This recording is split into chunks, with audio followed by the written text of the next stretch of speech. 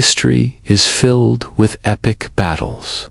But some armies didn't just lose, they vanished. No bodies, no graves, no trace. Today, on Untold Chronicles, we uncover 5 of history's greatest military mysteries. The Lost Army of Cambisi. The Sahara Desert is a place of extremes, blistering heat by day, freezing cold by night, and sand stretching farther than the eye can see. Travelers who dared to cross it often never returned.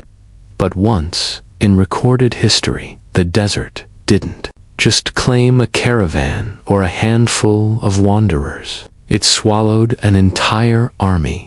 And not just any army, minus 50,000 soldiers of the mighty Persian Empire, marching under the orders of one of history's most ruthless kings.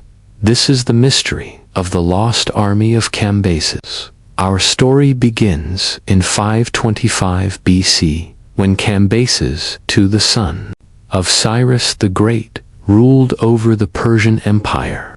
Cyrus had built one of the largest empires the world had ever seen, stretching from modern-day Turkey to Iran.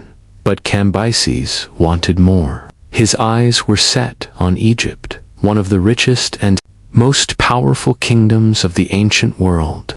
Egypt, at the time, was ruled by Pharaoh Psamtik III, a young and inexperienced leader.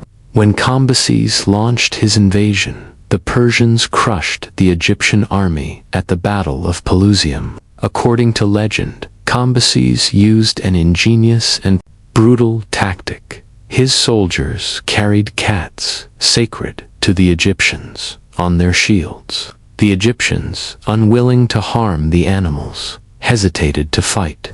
The Persians stormed through, and Psamtik fled.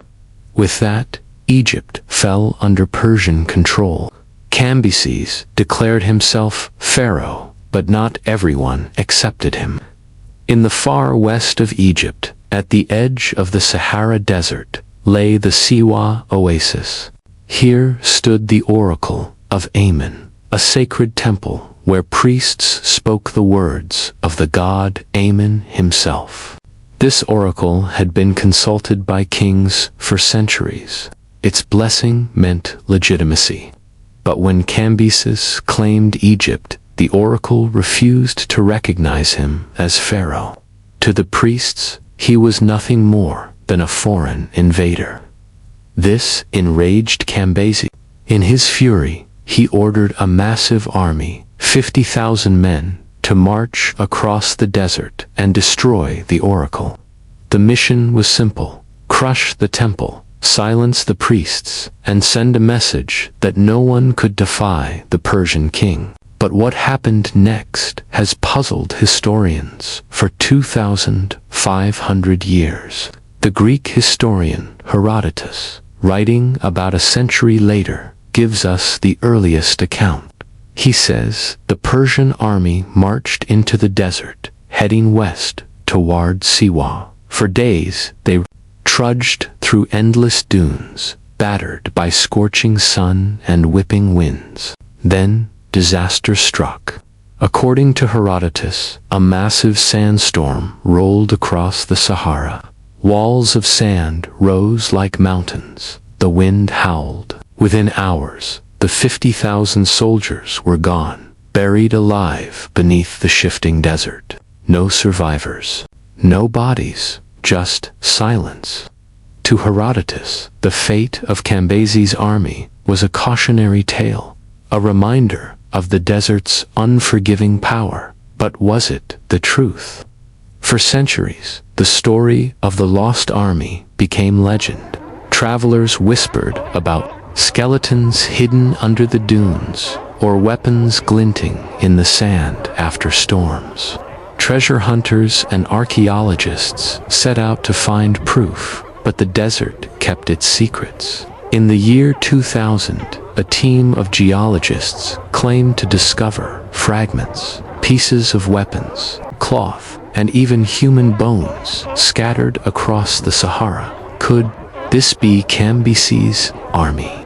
Then, In 2009, a pair of filmmakers announced they had found bronze weapons and jewelry, supposedly linked to the Persian soldiers. Their claims made headlines, but scholars were skeptical.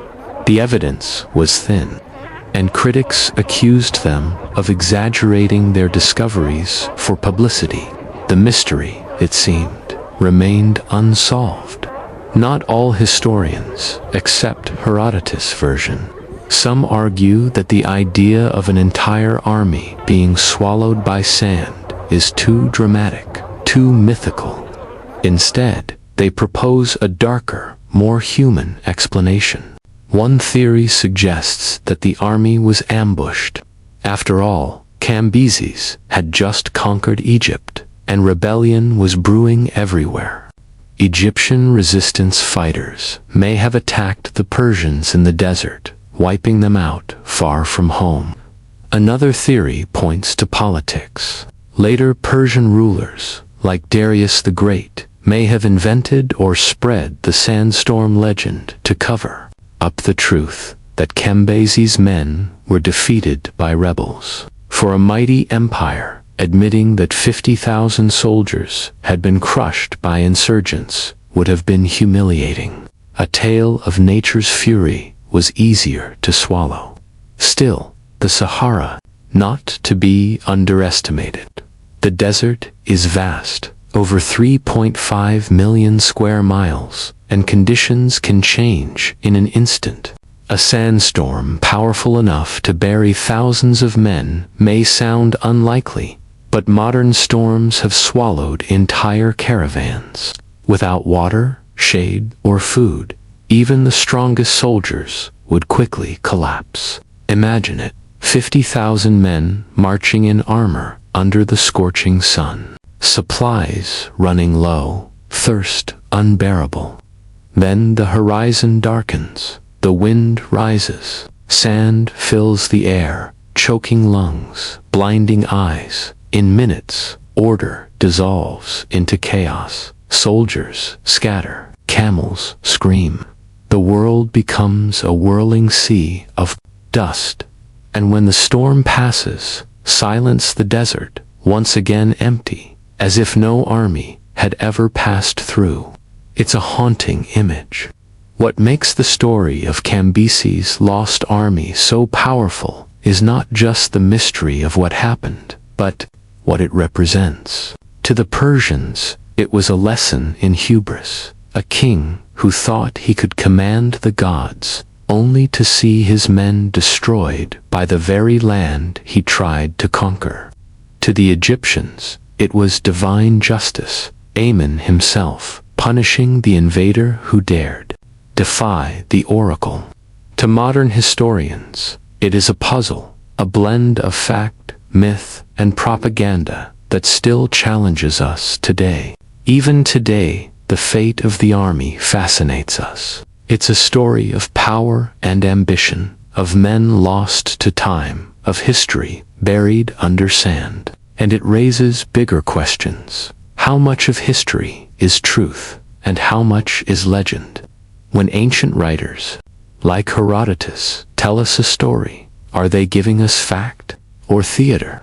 And most haunting of all is the lost army of Cambyses, still out there, hidden beneath the dunes, waiting to be rediscovered. Some archaeologists believe that one day, shifting sands may reveal mass graves or campsites. Others say the desert has erased all trace forever. Whether Cambyses' 50,000 soldiers were destroyed by nature, slaughtered by rebels, or lost in the shifting politics of empire, their fate remains one of history's greatest unsolved mysteries. The Sahara swallowed them, body, weapon, and memory. And for 2,500 years, their story has haunted us.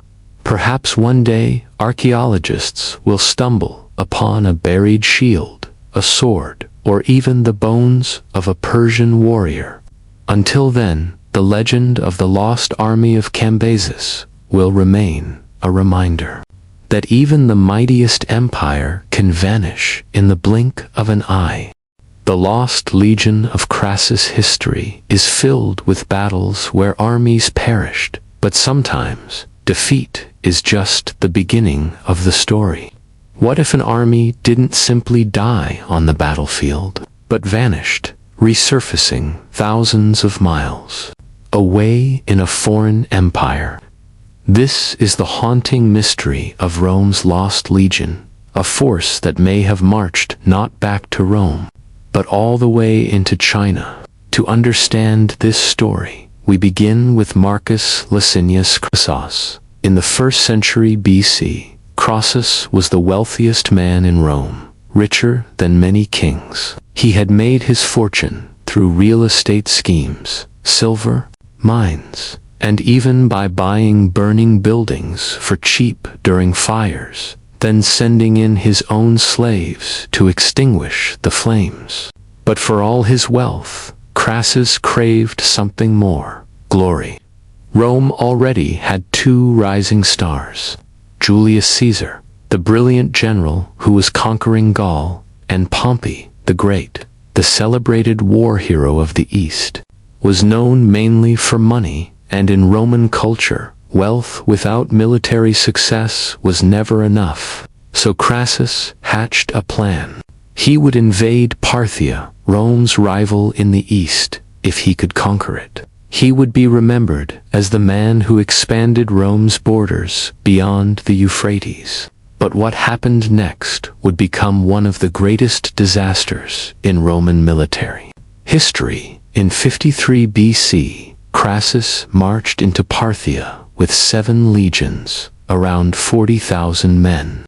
Confident, perhaps arrogant, he ignored the advice of his generals and chose to march through the harsh desert. The Parthians, masters of mounted warfare, were waiting. Led by the brilliant general Serena, their army was smaller, but their tactics were devastating. At Carrhae, the Parthian horse archers circled the Romans, unleashing wave after wave of arrows. The Romans, weighed down by heavy armor, couldn't catch them. Their shields bristled like porcupines, their formations slowly breaking. And then came the dreaded cataphracts, Parthian heavy cavalry, armored head to toe, smashing into Roman lines with lances. The Romans fought bravely, but they were trapped, surrounded, cut off from supplies. The desert became their tomb. By the end, over 20,000 Romans lay dead. Another 10,000 were captured. It was a catastrophe. Crassus himself was killed, and Roman writers later claimed the Parthians mocked his greed by pouring molten gold down his throat. Rome had suffered one of its greatest humiliations, and the fate of those captured soldiers would become the stuff of legend. What happened to the 10,000 Roman survivors? Parthian records say they were marched east, far beyond the Euphrates, deep into Central Asia. This was a typical tactic of the time: relocate prisoners of war to distant frontiers, where they could never return home. For years, their fate remained a mystery.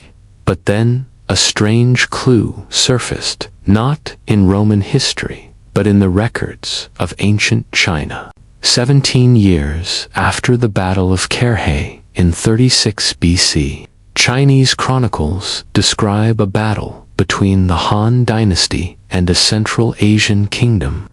In this battle, the Chinese generals noted something unusual. They faced strange, tall men who fought in a tight, shielded formation. This was no ordinary style of warfare in Asia. It sounded strikingly similar to the Roman testudo, the tortoise formation, where soldiers locked their shields above and around them, creating an armored shell against arrows. The Chinese were fascinated.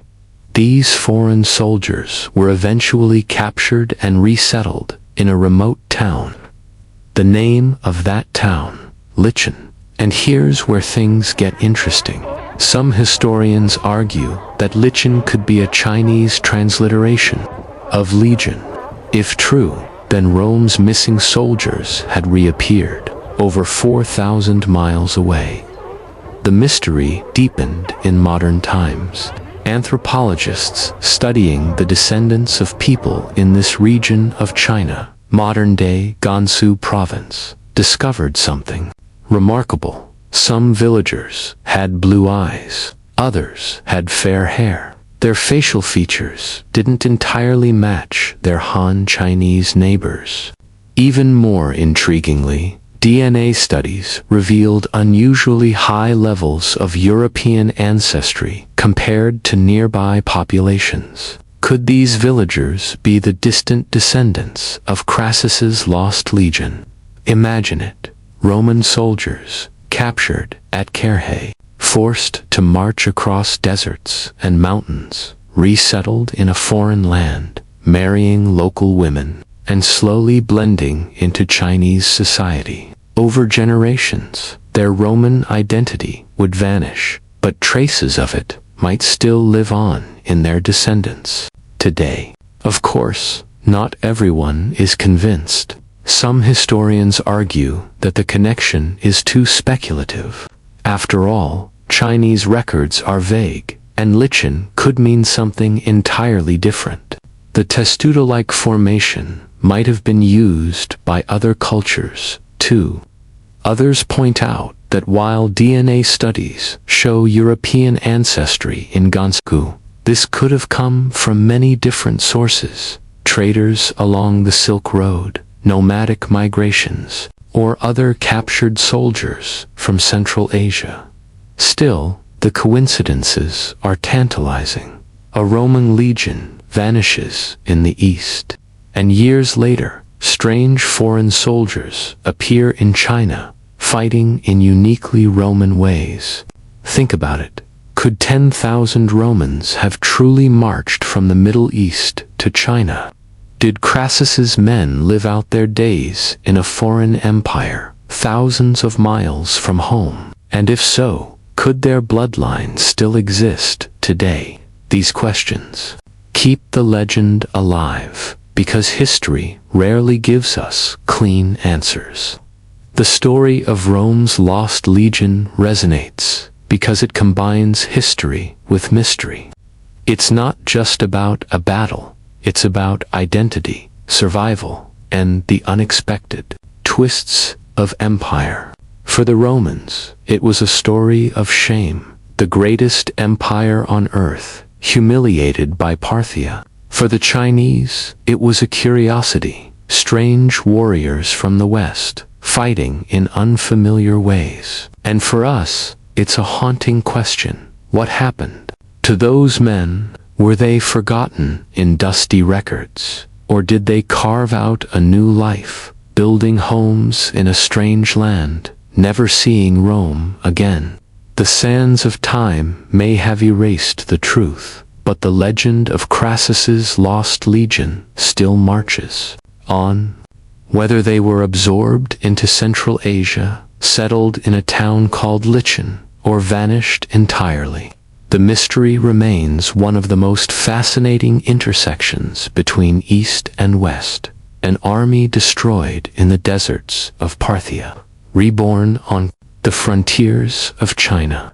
It sounds like fiction, but history is often stranger than myth. So the next time you hear about Rome's invincible legions, remember this: one of them may have ended its journey, not in the streets of Rome, but in the mountains of China, leaving behind a legacy written not in marble, but in DNA.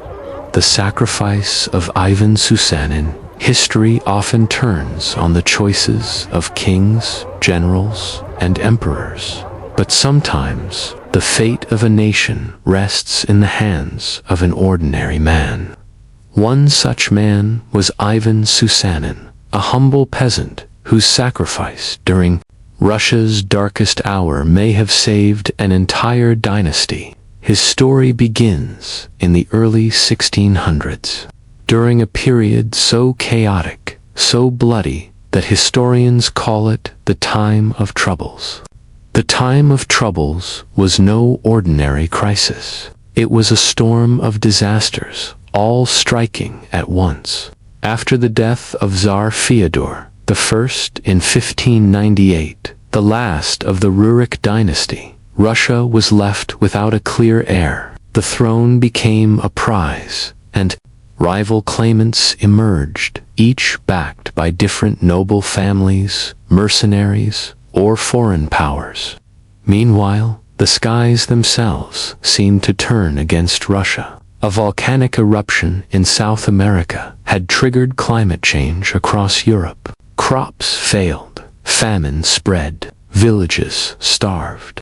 It is estimated that 1/3 of Russia's population died, and into this chaos marched foreign armies. Poland and Sweden, Russia's neighbors and rivals, seized the chance to invade.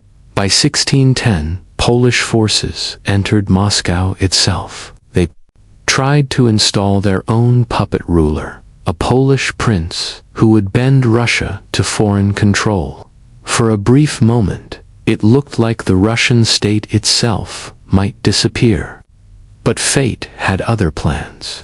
In 1612, Russian militias rose up in defiance, led by local heroes like Kuzma Menin and Prince Dmitry Pozarsky. Against all odds, they drove the Polish forces out of Moscow. The following year, 1613, the scattered nobility gathered to elect a new Tsar. Their choice was a young man, barely 16 years old, Mikhail Romanov. He was not the most powerful candidate, nor the most experienced, but he was a symbol of stability. The people wanted peace, and the Romanovs, distant relatives of the old dynasty, promised a new beginning. This boy would become the first ruler of a dynasty that lasted more than 300 years, all the way to Nicholas II and the Russian Revolution. But here's the twist. In 1613, as his election was being confirmed, Mikhail Romanov was in hiding. The Polish army had not given up. They wanted him dead before he could ever take the throne. And this is where our hero enters the story. Ivan Susanin was no prince, no general, no nobleman. He was a simple peasant from the village of Domnino, living under the harsh realities of the Time of Troubles. Like millions of Russians, he had endured famine, invasion, and chaos, yet his name would become immortal. According to legend, a detachment of Polish soldiers came searching for Mikhail Romanov. They were ruthless, determined, and deadly. If they found the boy, the Romanov line would end before it even began. But the Poles needed a guide, someone who knew the forests and villages better than they did. And so they turned to a peasant, Ivan Susanin. The soldiers demanded that Susanin lead them to Mikhail's hiding place. Susanin agreed. He took them into the wilderness, guiding them across frozen rivers, through snow-choked paths, and into the vast, endless woods of central Russia. But he had no intention of delivering them to Mikhail. Instead, he led them deeper and deeper into the forest. The trees closed in, the snow thickened, the wind howled. What had begun as a march became a death sentence. Hours turned to days. The soldiers grew exhausted, starving, and disoriented. Their polished armor and fine weapons were no defense against the Russian winter. And then, when they realized the truth, it was too late. The Polish troops perished in the snow, swallowed by the wilderness. As for Susanin, accounts differ. Some say he was executed on the spot, tortured and killed for his betrayal. Others say he vanished into the forest, never seen again. But his fate matters less than what he accomplished. He saved Mikhail Romanov. Think about it. One peasant, unarmed and untrained, may have altered the destiny of an empire. Without Susanen's deception, the Poles might have captured and killed Mikhail. The Romanov dynasty would never have begun. Russia itself might have fractured, divided between foreign powers. Instead, thanks to Susanen, Mikhail survived to be crowned Tsar. From his reign onward, Russia slowly stabilized, expanded, and rose into the great empire that would dominate Eurasia for centuries. Over time, Ivan Susanin became more than a man. He became a symbol. For Russians, his story represented loyalty, sacrifice, and the strength of the common people in the face of foreign invaders. His name was passed down through generations, celebrated in songs, folklore, and paintings. In the 19th century, composer Mikhail Glinka immortalized him in the opera A Life for the Tsar, a work that blended patriotism with tragedy, telling the tale of a humble peasant who gives everything for his country. During the Soviet era, Susanen's legend was reframed once again, not as a servant of the Tsar, but as a hero of the people, a man whose sacrifice symbolized the resilience of ordinary Russians. Statues were built, streets were named after him. His story was taught in schools as an example of selfless bravery.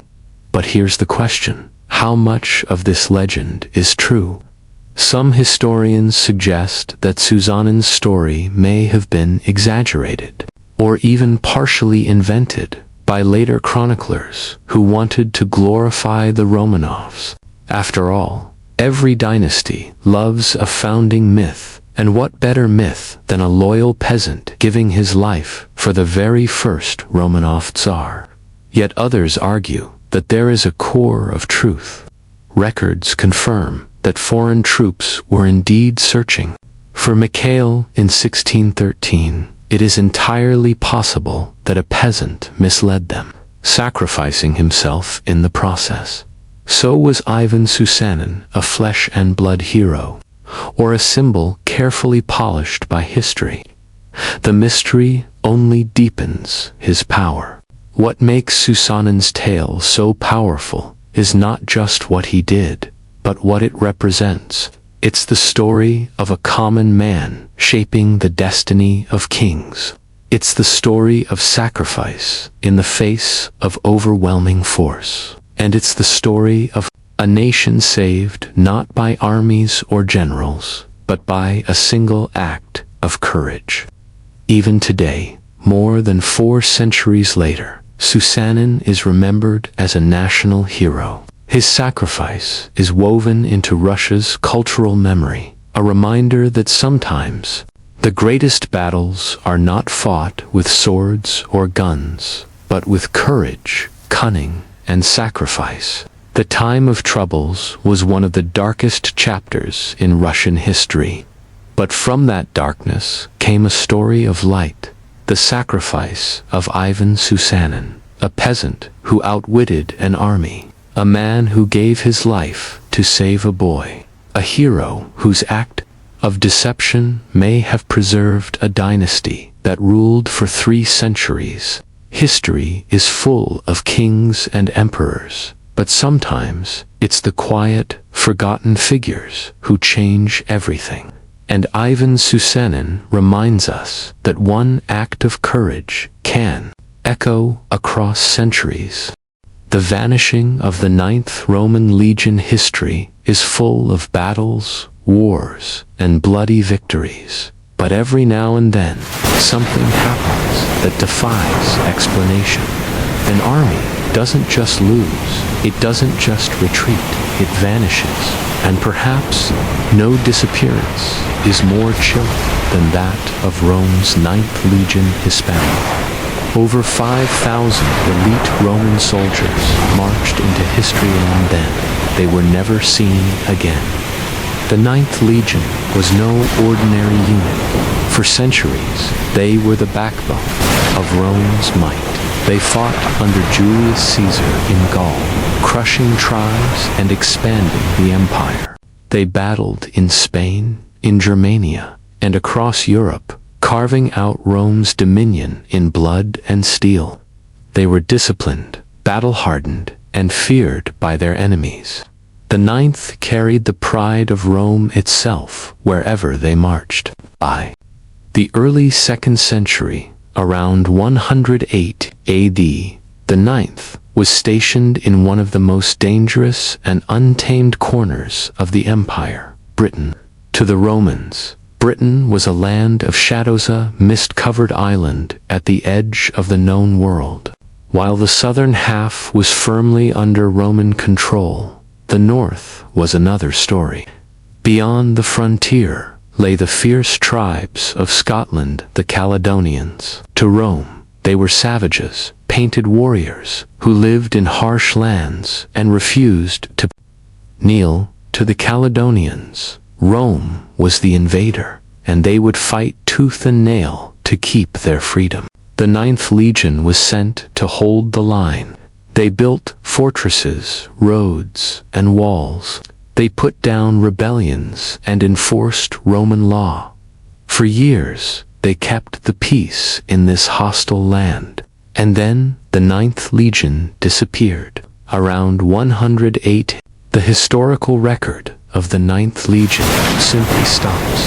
No more inscriptions, no more mentions in military lists, no record of their movements. It's as if the earth itself swallowed them whole. For centuries, historians puzzled over this silence. How could an entire legion, 5,000 men, officers, cavalry, and auxiliaries, vanish without explanation? One of the most famous theories is that the Ninth marched north into the Scottish Highlands and never came back. According to this story, the legion may have been ambushed by the Caledonians. Picture it, the legion marching in tight formation through misty valleys, when suddenly thousands of painted warriors descend from the hills. The Romans form up, shields raised, but wave after wave of tribesmen crash into them, outnumbered, isolated, and far from reinforcements. The Ninth is cut to pieces. Not a man survives. This theory inspired books, films, and legends, like the Eagle of the Ninth. It paints a haunting picture, a proud legion annihilated in a single brutal ambush. And yet, no battlefield has ever been found. No mass graves, no Roman equipment scattered across the Scottish hills. For an event so massive, the archaeological silence is deafening. Another theory suggests the Ninth wasn't destroyed in Scotland at all. Instead, they may have been stationed in Londinium, modern London, where they were wiped out during a major rebellion. Roman Britain was never truly stable. Uprisings flared constantly as native tribes resisted occupation. If the Ninth was caught in an urban revolt, it's possible the legion was overwhelmed in the streets and massacred. In 2015, archaeologists discovered a Roman Aegula statue that once topped a military standard buried in London. Some speculated it was linked to the Ninth. Evidence they may have perished, not in the Highlands, but in the very heart of Roman Britain. But once again, the evidence is thin. A single eagle cannot prove the fate of 5,000 men. Other historians argue something very different. The Ninth Legion never vanished in Britain at all. Inscriptions found in the Netherlands dated after their supposed disappearance mention the Ninth by name. If true, this means they were transferred out of Britain, possibly to reinforce Rome's eastern provinces. Some speculate they fought in Judea, where Rome was struggling to suppress Jewish revolts. Others believe they were sent to the Middle East, where border wars with Parthia raged endlessly. If so, the ninth may not have vanished suddenly. Instead, they may have been worn down in a foreign war, destroyed quietly in some forgotten battle. Thousands of miles from Britain. No drama, no massacre, just another legion erased by time. The mystery deepens, so which is it? Were they slaughtered by Scottish warriors in a hidden valley? Annihilated in a bloody rebellion in Londinium? Or transferred east, lost to the sands of Judea or the deserts of Parthia? The truth is, we don't know. The disappearance of the ninth remains one of the greatest mysteries of the Roman Empire. A legion that once marched proudly under Caesar, himself vanished into silence. What makes this story so powerful isn't just the uncertainty, it's what it represents. Rome was the mightiest empire the world had ever seen, an unstoppable machine of conquest. And yet, even Rome could lose an entire legion with no explanation. The ninth reminds us that no empire is invincible, no army is immortal. Even the greatest can fall, not with a bang, but with a whisper. And that's why the legend of the ninth has endured for nearly 2,000 years. The story of the Ninth Roman Legion is not just a mystery, it's a ghost story, a reminder of how fragile power can be. Somewhere out there, buried under fields, forests, or deserts, lie the bones of 5,000 men, soldiers who marched into history and never returned. Until the day we find them, the fate of the ninth will remain unsolved. Did they perish in the misty highlands of Scotland? Were they massacred in rebellion? Or did they vanish quietly in a faraway war? The answer is lost to time, but their disappearance has secured them immortality. The Ninth Legion may be gone, but their mystery lives forever. The lost fleet of Mansa Musa's predecessor. History tells us that Christopher Columbus was the first to cross the Atlantic in 1492. Some will point to the Vikings sailing from Greenland to North America centuries earlier. But what if both stories are incomplete? What if, long before Columbus, long before the Vikings, an African king launched the greatest expedition the world had ever seen? A fleet of 2,000 ships that set out into the Atlantic never to return. This isn't myth. This isn't legend. This is a story told by one of the richest men in all of human history, Mansa Musa of Mali. And if it's true, it would mean Africans may have crossed the Atlantic nearly 200 years before Columbus.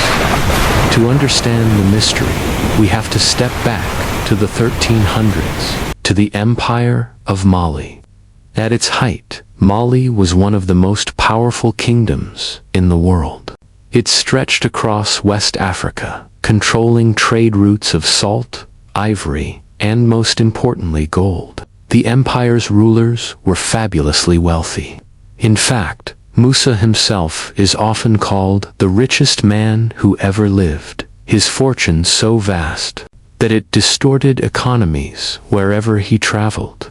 But before Musa took the throne, there was another king, a king whose name history has forgotten. This Mantha, unnamed predecessor of Musa, wasn't satisfied with wealth or power or even conquest. He wanted something greater. He wanted to know what lay beyond the endless horizon of the Atlantic Ocean.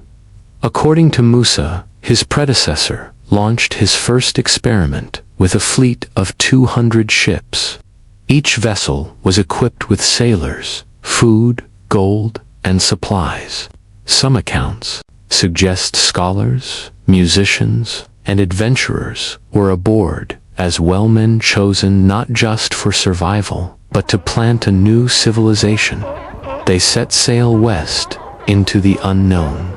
Months passed. Finally, one ship limped back to Mali. Its captain told a chilling story. They had sailed until they reached a place where the sea seemed to boil with currents. Most ships were swallowed by the waters. Only his managed to turn back. The ocean, he said, was endless and deadly. There was nothing to be found, but the king wasn't convinced. If the first expedition was a test, the second was an gamble. The king ordered a fleet of 2,000 ships to be built. Half were for men, half were for supplies. This was not exploration anymore, it was colonization. And this time, he would not send others to risk their lives. The king would lead the fleet himself. He handed the throne to his trusted relative, Musa, and sailed west into history. And that is the last we ever hear of him. 2,000 ships, tens of thousands of people, Africa's greatest fleet, gone without a trace. Now here's where the mystery deepens. For centuries, this story was dismissed as legend. But strange evidence has surfaced that suggests the Malians may have actually reached the Americas. Crops in Brazil. Scientists have found traces of African crops plants that shouldn't exist there unless carried across the ocean. Notes. Even Christopher Columbus, in his diaries, wrote that local people in the Caribbean spoke of black men who came from the south with spears tipped in gold. Brazilian legends. Some native groups in South America have oral traditions of powerful strangers arriving by sea, dark-skinned men who traded gold and knowledge. Could these be echoes of Mali's lost fleet? But how could such a voyage even be possible in the 1300s? The truth is, the Atlantic isn't as impassable as many once believed. West Africa is positioned perfectly along the equatorial current system. If you launch ships from the coast of Senegal or Gambia, the powerful currents naturally carry you straight across to Brazil. Sailors don't even need advanced navigations, strong ships, provisions, and courage, and Mali had all three. Of course, historians remain divided. Skeptics argue that there's no direct archaeological proof, no Malian artifacts, no African settlements in the Americas that we can definitively link to this voyage. To them, the story is just that, a story. But believers point out that absence of evidence isn't evidence of absence. Wooden ships rot, small coastal settlements vanish, and if the Malians integrated with native tribes, their legacy could have been absorbed, not erased. The tantalizing hints, the crops, the legends, the physical features in some native groups suggest that something extraordinary may have happened. Think about what this means. We've been taught that Europeans discovered the New World first, the Vikings, then Columbus. But what if Africans crossed the Atlantic centuries earlier? What if the wealthiest empire of medieval Africa reached the Americas before anyone else and then history forgot them? It wouldn't just rewrite exploration history. It would shatter the Eurocentric version of world history we've inherited. And yet, perhaps the most haunting part of this story is that we don't even know the king's name. The man who may have led humanity's first transatlantic crossing is remembered only as the predecessor of Mansa Musa. His ambition was so great, his gamble so bold, that he abandoned his throne and risked everything on the horizon. And for that, history erased him. So what really happened to the lost fleet of Mali? Did they sink beneath the Atlantic waves, swallowed by storms and currents? Did they land in Brazil, only to vanish into native societies? Did they plant seeds of influence that we can still faintly see today in crops, in legends, in whispers of history. The answer remains hidden. But here's what we know.